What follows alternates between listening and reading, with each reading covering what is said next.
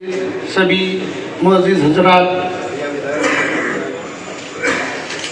आज जो हमारे जो इलाके की जो मसले हैं, हम समझते हैं कमोबेश, चाहे वो अररिया ज़िला का हो, पूर्णिया का हो या किशनगंज ज़िला का हो, एक सा है। एक ही तरह की मसले से हम लोगों को दो चार होना पड़ता है। आज अगर आप देखेंगे तो सबसे बुनियादी जो मसला है हमारे यहाँ, तो तालीम का जो मसला है। आज हमारे जो लोग हैं तालीमी क्षेत्र में, तालीम के मामले में बहुत ही पीछे हैं। आज इस पर हम लोग जब गौर करें तो हम देख रहे हैं कि हमारे जिला में 2 ही डिग्री कॉलेज हैं। वहाँ की आबादी लगभग 9 से 10 करोड़ के 10 लाख के लगभग में है और 2 ही डिग्री कॉलेज है। 95-400। इन सब मसलों को लेकर के हम लोग पिछले दिनों हमारे सारे साथीगण, हमारे सारे विधायकगण मिलकर के शिक्षा मंत्री अशोक चौधरी जी से मिलने का भी काम किया था। उन्होंने आश्वासन दिया है कि इस मसले को हम लोग देखेंगे। और जो भी स्कूल हैं, अभी कुछ साथी बता रहे थे कि स्कूलों में खिचड़ी का अड्डा बन करके रह गया है। बात भी सही है। अगर इसमें हम लोगों की भी कमियां हैं, अगर हम लोग स्कूल में अगर किसी दिन हमारे टीचर खिचड़ी नहीं खिलाते हैं तो इसको लेकर हम लोग स्कूल पहुंच जाते हैं। लेकिन अगर तालीम के मामले में हम लोग कभी स्कूल नहीं पहुंचते कि हमारे टीचर क्यों नहीं आते, बच्चों को अच्छी तालीम क्यों नहीं देते, अच्छी शिक्षा क्यों नहीं देते, इस बारे पे हम डिस्कस नहीं करते। हम लेकिन खिचड़ी की कमी होती है तो इस बात को लेकर के हम लोग झगड़ने के लिए भी तैयार हो जाते हैं।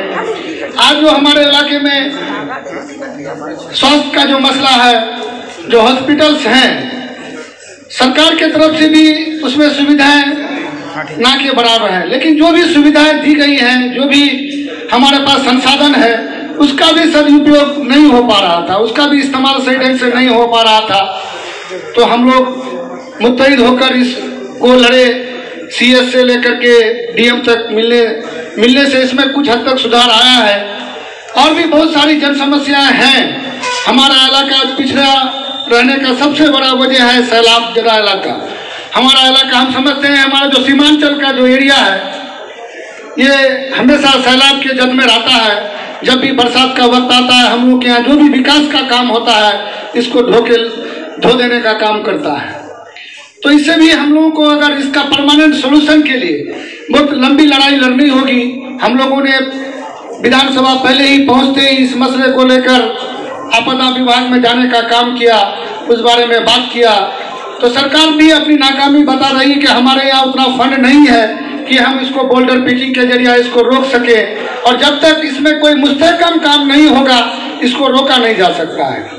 तो इसके लिए हमारे सदर साहब भी हम लोगों को प्रेरित करते हैं और हम लोग कोशिश भी कर रहे हैं। उनका कहना भी है कि मार्च तक हम लोग हर विभाग में, हर क्षेत्र में हम लोग अपनी बात को रखेंगे और अब लिखित में अपनी बात को देंगे। अगर ये नहीं होगा तो मार्च के बाद हम लोग रोड से लेकर के, सड़क से लेकर संसद तक, यानी असेंबली तक पहुंचने, हल्ला करने का काम करेंगे। इसमें आपकी भी सहभागिता होनी चाहिए। आप भी अगर सहयोग करेंगे तो हम समझते हैं ये लड़ाई और आसान होगा और हमारा जो इलाके का जो पिछड़ापन है, इसको दूर किया जा सकता है।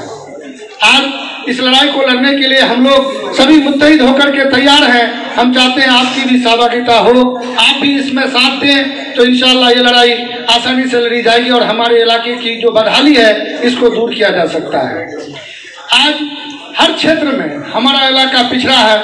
आप चाहे वो अभी तालीम का जो था, हेल्थ के मामले में चले जाइए, सड़क के मामले में चले जाइए, पुल पुलिया के मामले में चले जाइए। कुछ गाँव आपको सुदूर देहात में एक ऐसा क्षेत्र मिलेगा जहां आज भी लोग चचरी पर चलने के लिए मजबूर हैं। तो ऐसी क्षेत्रों के विकास के लिए भी हम लोगों को लड़ाई लड़नी है और हम लोग ये लड़ाई शुरू कर दिए हैं और आप लोगों का मदद रहेगा तो इंशाल्लाह ये लड़ाई हम लोग बहुत आगे तक ले जाएंगे और इस लड़ाई को लड़ेंगे और अपने इलाके के विकास के लिए, अपने इलाके की खुशहाली के लिए जो भी करना पड़ेगा हम लोग तत्पर रहेंगे।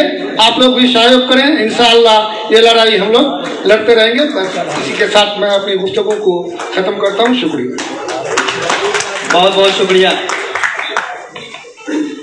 इसी जज्बे के साथ अगर सारे विधायक सीमांचल के काम